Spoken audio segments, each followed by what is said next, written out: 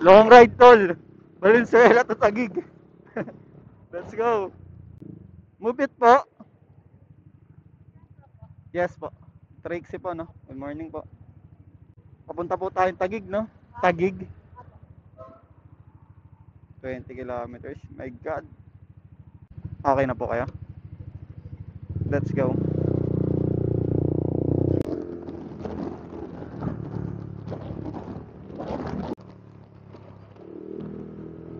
Sorry po ah.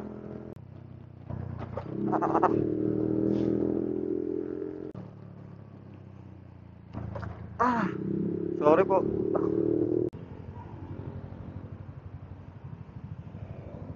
Okay lang po kayo dyan, ma'am. Ah, sorry ma'am. Kasi yung nasa likod kasi natin nagmamadali kaya medyo napapabilis ako eh. Sorry po ah.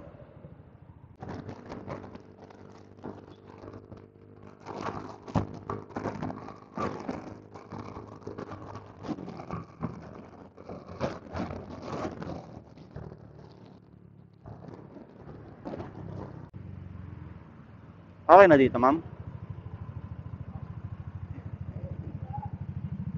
Yeah. Taga dito ka lang, ma'am? Ha? Taga dito ka lang? Ay, di po.